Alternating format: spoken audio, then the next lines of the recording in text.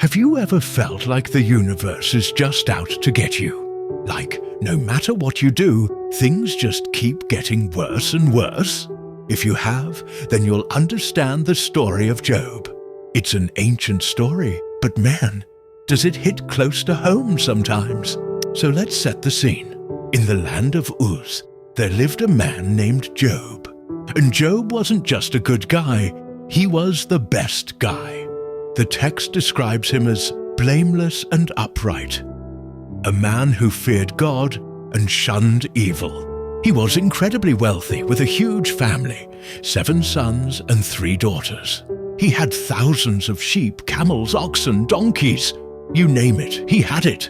He was, by all accounts, the greatest man among all the people of the East. Life was good, really good. But then the story takes a sharp turn. Up in the heavenly realms, a conversation is happening.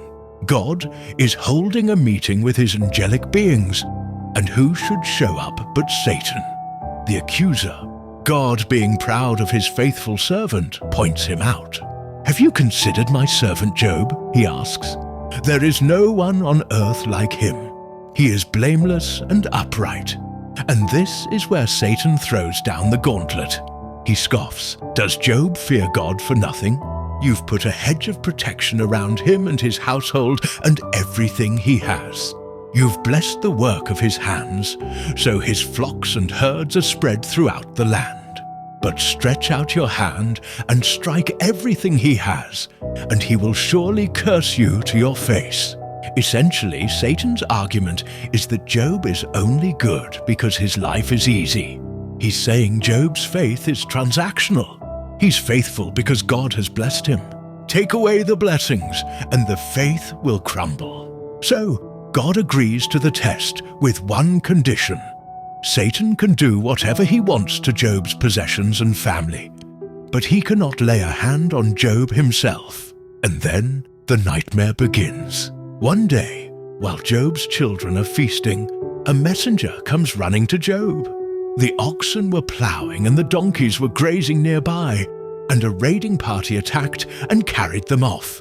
They put the servants to the sword, and I am the only one who has escaped to tell you. Before he even finishes speaking, another messenger arrives.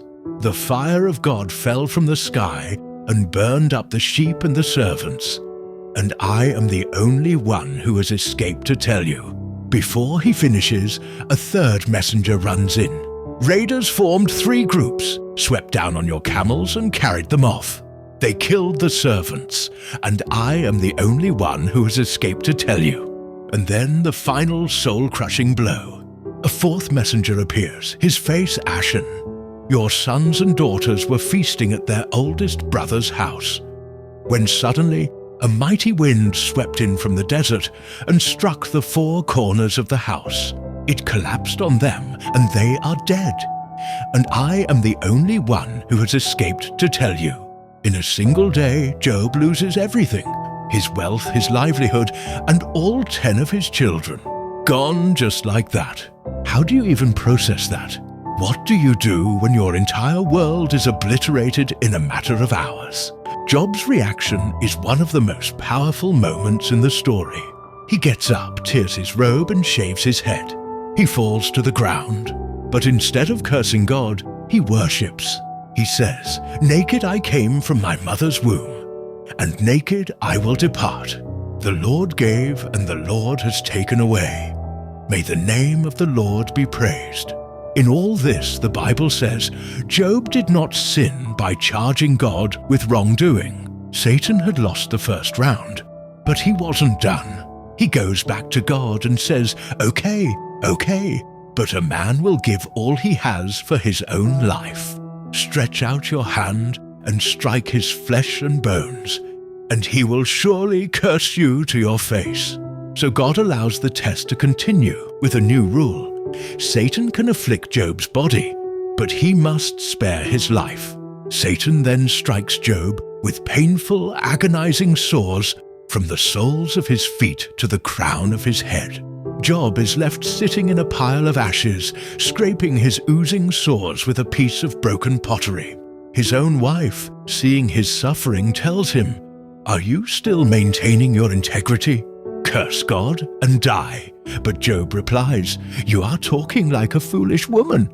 Shall we accept good from God and not trouble? This is the heart of the story. It's not about why bad things happen to good people, though that's a huge part of it. It's about what happens to our faith when we're in the middle of unimaginable suffering. It's a story that asks the hardest questions. Is faith only for the good times? Can we still trust in a higher purpose when everything in our life is screaming that there is none? Job's journey through grief, anger, and confusion, surrounded by friends who think they have all the answers, is a raw and honest look at the struggle to hold on to faith when it feels like faith is the only thing you have left. And even that is hanging by a thread.